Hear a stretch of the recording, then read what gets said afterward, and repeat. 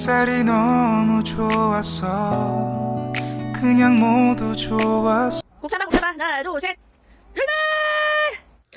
hello, hello mga ka-survivor. Ayan, for today's video, no, ay family date ulit namin ito. Ganap namin ito noong Saturday. So, ayan na nga, at kami ay nagpunta nga dyan sa playground na yan. Ang sabi ng asawa ko ay pumunta daw kami dyan. Hindi ko naman alam na may paganyan-ganyan pala padulasan. Tapos, ang ano niyan, ang taas niyan ay meron siya para mga net. So, nag-enjoy na nga yung dalawang mag-ama ko. At father is son ang banding ng peg ko, ng peg namin ngayon. Ano, sila muna dalawa. At ako naman ay taga-video. Alam niyo na, vlog is live. So ayan na nga, ay kami ay umakyat na nga kami diyan sa sa net na yan na para siyang padulasan na net at pa-jumping nga. Itatry namin kung kung masaya ba siya o magugustuhan ng anak ko. Syempre naman ang anak ko basta may mga ganyang palaruan ay wala sa kanya yan.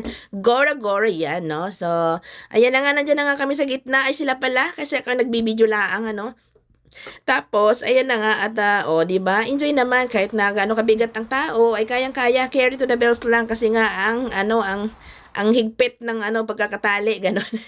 Kahit mag-jumping ka dyan, ginawa talaga yan para sa mga ganyang mga ganyang bagay.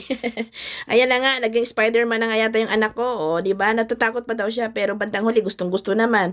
O, di ba? Jumping. O, jumping din siya. Apa niya. Hindi niya naman maalag yung tata niya. Mas malaki sa kanya, mas mataba pa. So, ayan na nga.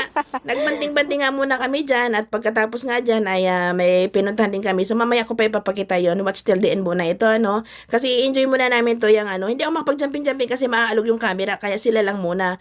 At may padulasan nga dyan. Medyo nakakatakot tingnan, pero sabi ko, hindi naman nakakatakot kasi hindi ka na madudulas hanggang dyan, hanggang gugulong ka kasi may siya, para siyang may lock, ganon. So, ang sabi ng asawa ko, mauna ka, Oma. Tapos, duwag talaga sa padulasan. Ayan na nga. Na, doon, center ba? Nawa. Nalak na yun. Ay, lawa. Apa tuwa na de? Aduh, so.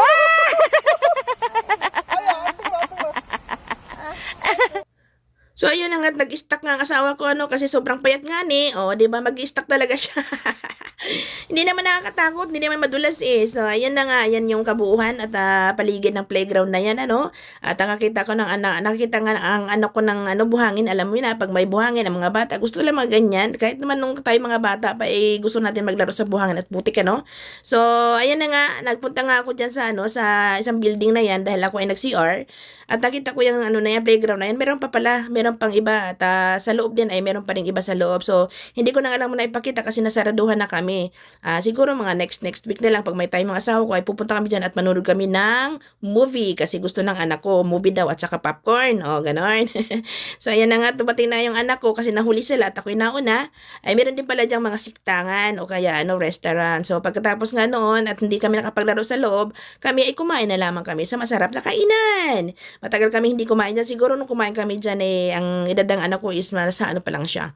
2 years old. So, ngayon is 3 siya, mag-4 na siya ngayon. Kaya, pangalawang palag pa lang namin dyan, pero masarap talaga yung kalbi nila dyan.